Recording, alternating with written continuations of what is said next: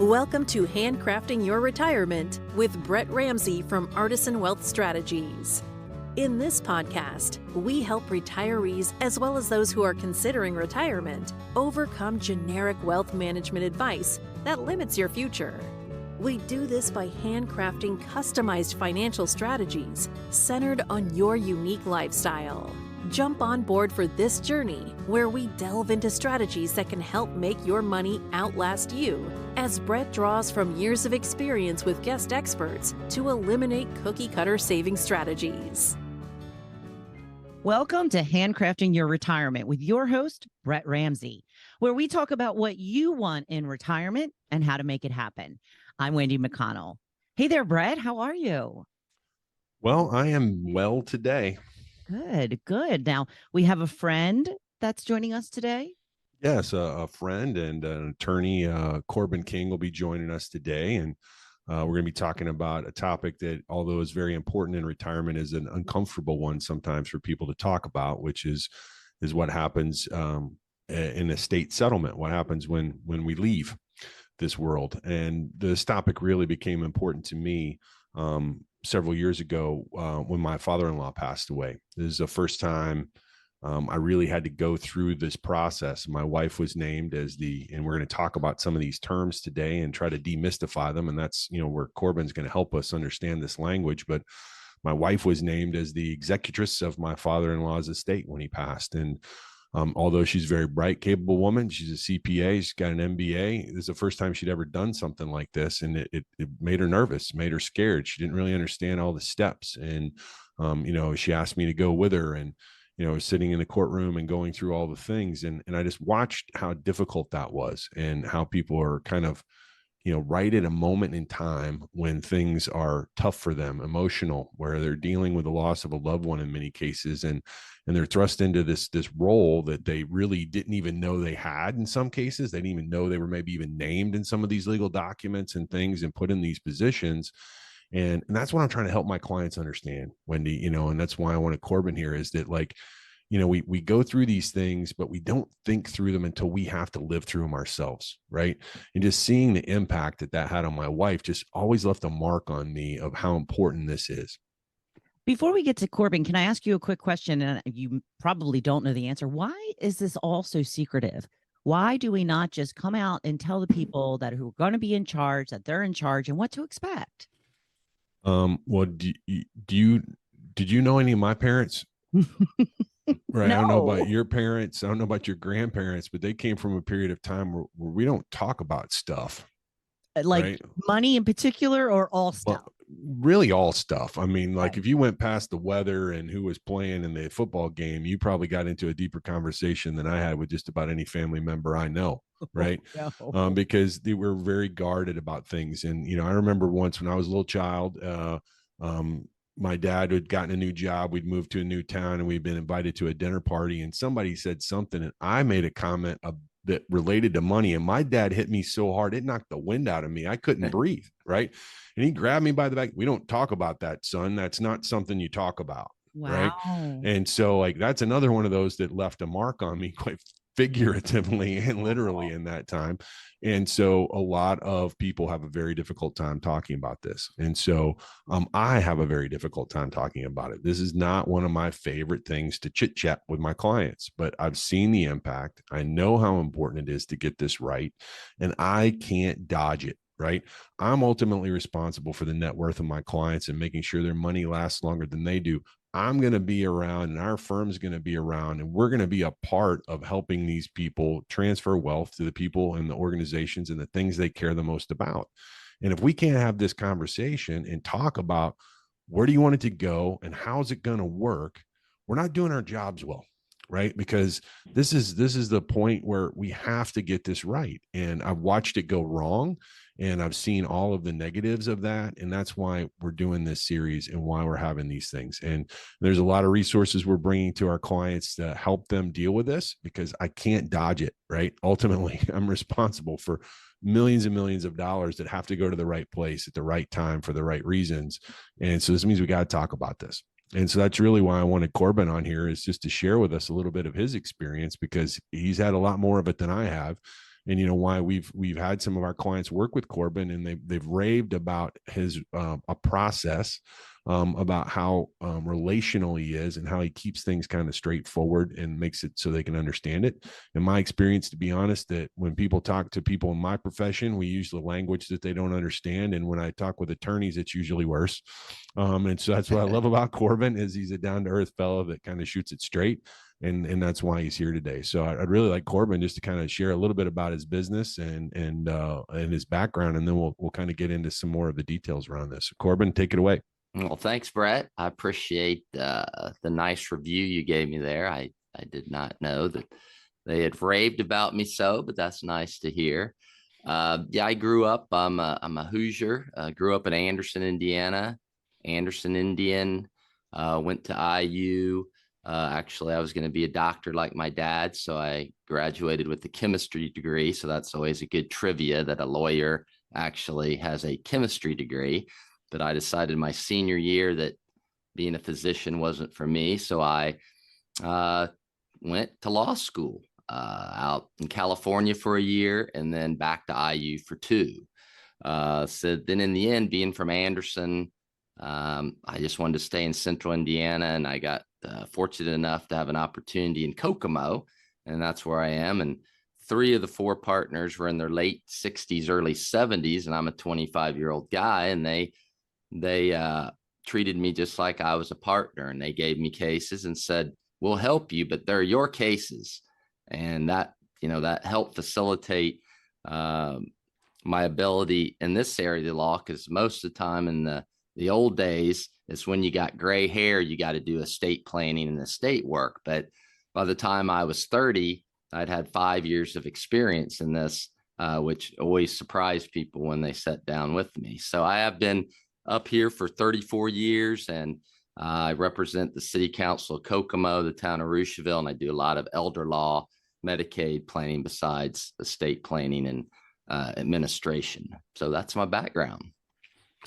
Well, in 34 years of that, I'm sure you've seen a lot of highs and lows, and things that went well and things that didn't. And I'm probably going to throw this out, but I think one of the dirty words that scares everybody when we start talking about this is probate, right? Most people really don't understand what it really is and how it fits into this process. And I may be a little bit out of order, but I always like to lead with the things that most people are the most nervous about. So I talked about taxes and probate quite a bit lately, because of the time of year that it is. So maybe you can just kind of walk us through what probate looks like here in Indiana, and what it even means, and kind of demystify that a little bit for people. Sure. I must get that question 8-10 times a week all these years. They hear about probate, and one of the things that, of course, most people are scared of is the cost. They think court costs are a lot, publication fee, and of course that the attorney's fees are going to be high. And in Indiana, at least in Kokomo, I will use that as my example. Court costs are $182.75. Publication for creditors in the newspaper here is $45. So then, of course, that's not onerous. I just charge by the hour. So, if the estate runs smoothly, then the fee will reflect. But if it is tough, whether it's a creditor or, beneficiaries are scrapping and clawing, and then the bill's going to be bigger. But in probate, Indiana has done real well. They've had a very good probate code.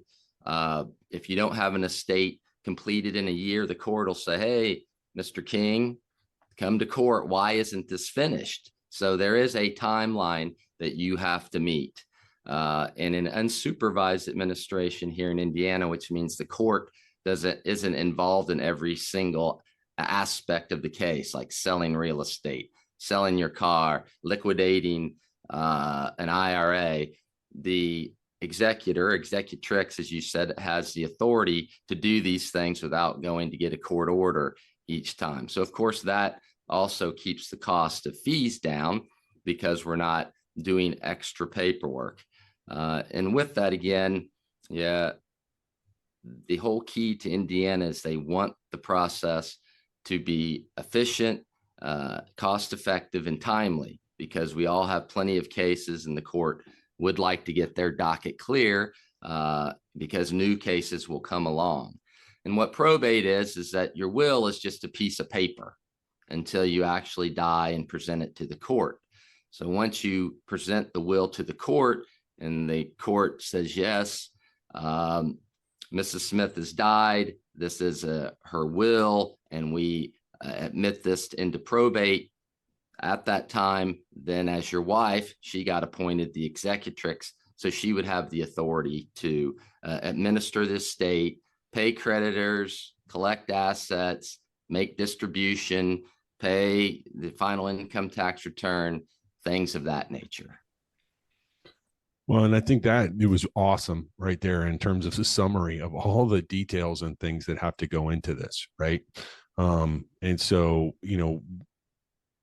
I think that it's scary. So do you kind of like use a checklist, or how do you help, guide people through this process a little bit? Well, hopefully, and it's touching back Wendy's question about why people don't tell folks. They don't even want to tell me sometimes, but I have to tell them that I'm like a doctor, and that if I'm going to help you, I've got to know, what your symptoms are, or i.e. what your assets are. What's your family dynamics? Do you have a disabled child? Is there someone in your life that has health risks that maybe the money wouldn't do them any good because they might be on Medicaid? So the initial step is I have them, tell me about their life, which includes their assets and their family. So I'm one of the backups on that if they aren't going to tell. So your wife comes to me and she really doesn't know what's going on, and I've helped your parents. I pulled our file and I said, I met with them in 2019. Here's what they told me. Go here, go to this insurance company, this bank, go to Brett. And so hopefully I am a guide at the initial point where they feel more comfortable in their knowledge of what the assets are. And then from there, yes, I tell people that you're going to meet with me about once a month, because there's different phases that we have. So in my initial letter, I will, tell them to get the estate checking account and the tax ID number, and that they have to do the final income tax return, and then a fiduciary return for the estate, and then inventory, and then accounting. So yes, it is very much, we're a team. And I tell them that. I said, we all have our function, and if we work together, we can get through this. Because one of the biggest problems, and I tell them, it's 10% legal and 90% human. You're grieving through this process. So we have to deal with that. Some days you're just not wanting to go into your parents' house and sort through their clothes, and that's okay. But eventually I've got to prod you along and say, all right, I understand, but we've got to get this done for a reason. So one of those things with Wendy is when you don't tell somebody something, it's because one of my worst items that I get from other heirs is that the will said this, but mom told me that. And so I tell my clients, I go, really? Give the one in charge enough information. Like my dad told me, he goes, son, all of my stuff is in this credenza in my office. I didn't go look through it. I knew where it was, and that was helpful. But sometimes saying too much can cause a little consternation. So I try to balance that out with my clients when I give them that advice at the estate planning meeting. Right. And when you were dealing with mom and dad, and now you're dealing with the heir that's doing the estate, what I heard in there is how important it is to be organized, right? You were talking about the 10% legal and the 90% human, and getting all that stuff organized. So that's one of the things we're really working on with our clients is documenting what you have and getting it all listed out, because we find that that's a challenge where they're literally finding things that they didn't know existed. I had a conversation yesterday with a man who said, I was a successor trustee on a piece of real estate when my mom died that I didn't even know existed.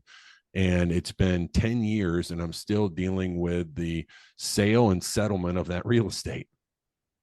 Right. Yeah. And so, so you shared a little bit of that, but maybe some of the stories of we've laughed as we were doing a profile of our best clients, and we say we work really well with those that were originally disorganized, and we help them get organized. So maybe some stories along that of those kind of basic things that people need to be thinking about in order to get their stuff together. Maybe some kind of tidbits that you've found along the way that'll help in that area. Well, and you've been kind enough to send me clients, but again, you're part of the team, and the accountant's part of the team. So when they do come in for that, I say, all right, let's make sure Brett's on board, and that that what you've told Brett, you're telling me, and that, as you said before, that you and I line it up accordingly to reach their goals. And then sometimes the accountant has some other tidbits that may help us. So I do encourage people to, like you said, help us help them. And you don't necessarily have to tell the children all that you have, but you said, here's Brett's number and address. Here's Corbin's number and address. If anything happens, call them. So if you can convey to them, because my favorite line each time is, well, I want to make it easy on my kids. And I go, all right, if you want to make it easy on your kids, then this is what we have to do. Somebody's got to know everything about you. Maybe you don't want it to be them, but it's got to be Brett. It's got to be Wendy. It's got to be me. So, help us. And then they get a smile on their face. It dawns on them that, yeah, I'm no longer here. I can't help. And it's really like you said, Brett, nobody wants to talk about this. But then when you actually, hit that sweet spot, it's like, I get it. I do. The only way that I'm helpful is that I am prepared. I am organized. And again, that is the human aspect of it, that you have to really look at it like, no, I'm an attorney. My job is to help you. You're not a fee to me. I'm here to help the Ramsey family, and nobody's like the Ramsey family. So let's do it. And when you talk to them in that manner, it makes them feel comfortable, because you're right. They're nervous talking to an attorney. They're nervous talking about dying. So that's one of our jobs, is to make that leap, so we can help them through this process. And invariably, almost all of them say, you know what, Corbin, that wasn't that bad. And, once we've dealt with it, I worried about it so much. So.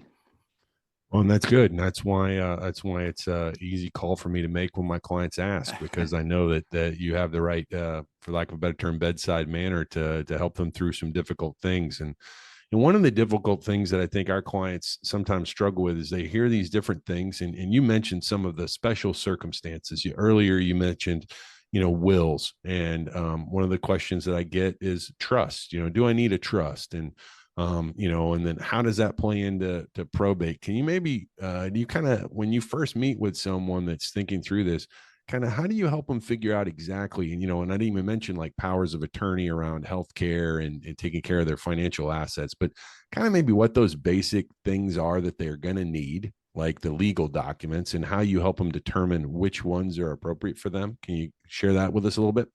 Well, sure. The internet has actually made the question of, I think I want to trust. So usually I don't have to go through that. They ask the question like you do. So I said, yeah, part of my job is to explain, what each of a will is and what a trust is, and how they could work for you. And then I will just give my best advice on what I believe you should use as far as your estate planning documents. So as I said earlier, the will is just a piece of paper until you die and the court recognizes it. A trust is a living, breathing document now.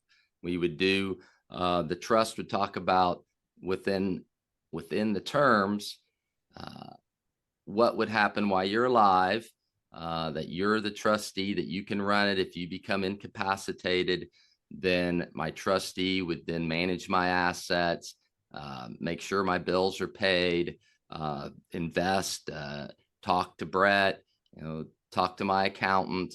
And then once you die, within that document, you would have the same dispositive provisions that you have in a will. So with that, if you're going to do the trust correctly, you need to fund it, because it is a living, breathing document. So you need to put your house in it. You need to put your cars in it, the bank accounts, certain investment accounts. I do not like putting IRAs in a trust. I like that to go directly to a beneficiary. But we don't do a trust just to do a trust because that's what you heard from your neighbor.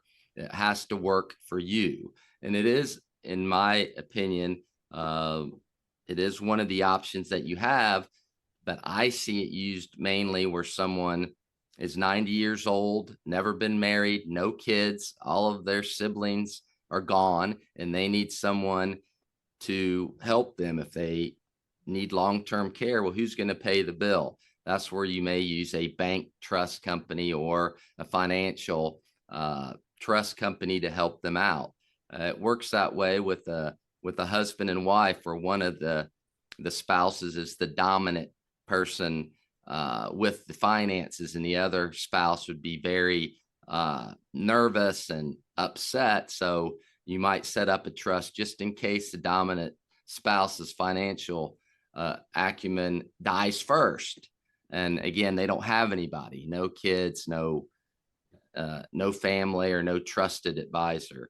So a lot of times once I talk to them about it, that going through probate isn't bad, that I get paid the same amount of money on a trust as I do a will, that the privacy matters are taken care of because unsupervised administration is private, as well as the tax consequences can be dealt with proper language in a will or a trust. They mainly go, well, Corbin, why am I paying you more for a trust? Because it does cost more for me to do a trust, because I got to make sure the titling's right. I'm doing deeds. I have extra meetings with you. But at the end of the day, I always tell them, it's your life. It's your estate plan. I will do what you want. I'm just here to give you my best advice. And if you don't take it, it does not hurt my feelings one iota. Well, that's good. And one of the things that we've seen is where that hasn't been clearly documented, and therefore that trustee or that heir really is going on what mom and dad said, and then a couple of the other siblings don't know, and that's where we get the conflicts, right? I'm sure you've seen those situations. Maybe kind of like one kind of what I call don't do this, kind of like if you had one piece of advice that you would give everybody on that, you're like, hey, this is the don't do, or this is the must do, what would kind of be your key takeaway to help people get started on this? Well, I see it a lot in farmers because the land, some of these farms have been in their family for 100, 150 years. So it really means a lot to them. But as the generations, you go down generations, I tell people, please don't force your children to have to deal with one another if that could be a detriment to the family relationship. That is the most important thing, because you can get through the administration a lot of times. It's then what's the aftermath. And the example is you have 4 kids and there's a family farm, and one of the children lives out in Silicon Valley, not a farmer. Another one lives in Texas, works for Texas Instrument. Third one's over in New York, and they're a doctor. And then you have the person here that maybe just works at GM. And so when you have this piece of ground that may, with the cost of acreage now, that can be quite a nice number, all of a sudden you have 4 people that have no interest in farming. But if they all get it equally and nobody has enough money to buy the others out, a lot of times it can be like, dang, I see this nice number here, but I'm getting $4,000 a year in cash rent, and I could get a lot more than that. And it really is important to me to make sure that you are transparent and tell me your family dynamics. If somebody can work together, I'm all for it. But if they really can't, please tell me and we'll find another way. So that is what I found to be the toughest thing. And again, it's not during the administration, but the aftermath. Right. Well, and I think that's been our experience too. And that's why we call this handcrafting your retirement, is that it has to be tailored to your situation. It's not about how much, money you have. It's not about, what your neighbor's doing or what somebody else did. It's trying to figure out what's right for you to live the life that you want to live, to do the things that you want to do. And then when you're not with us anymore, that your wishes are carried out correctly. And, I just love that honesty of that story, right? Is that maybe what a generation ago was valuable to that generation, it's shifted, right? It's not a right or wrong judgment, but I'm seeing that around some of the, especially like you mentioned, around real estate, whether it's farmland, where there oftentimes maybe there's one of the 3 or 4 siblings that may be in that, truly in that field, not to be punny, but that they're out there and they want to continue to farm, but then they don't have the resources to buy out the other siblings. And it kind of, I hate using the word, but it kind of traps the real estate and traps those siblings into a business venture that they don't want with one another. Exactly right. Right. Yeah. And, that's really why we're talking about this. One of the phrases that we're working on is to help our clients get organized is the idea of a love letter to your family, like where you can really document the things that are important to you and why, and you kind of think about them. Right. Yeah. I want my wishes to be taken care of here, but at the same time, think about the impact that you're having. And those are the stories I've been trying to share, is that, if you haven't had to administer the estate of a loved one, if you haven't gone through this, I don't know that you realize the burden and the stress sometimes that you're putting on people. Right. And it's not easy to try to balance the needs, of everyone. And sometimes we're working on, is this even the right resource? Is it a family member that should be doing some of these things? Right. Or you'd mentioned that earlier. Do we need an external trustee? Right. To run something, especially like if there's special needs or some kind of a business entity. So these are all the things that you got to come out in this process. And we don't have these uncomfortable conversations, you're just not going to get a good result. Right. You're going to get a result that maybe doesn't take you very much money to write or create the documents, but then quite frankly, they don't do the things that you really want them to do. Right. If you don't put the time into building that relationship of understanding what you want to have happen with your advisors, like Corbin said, it's a team, right? You could have insurance people, you can have accountants, you can have financial advisors, you can have the attorney, you have a lot of different people that are going to help you, right, do this right.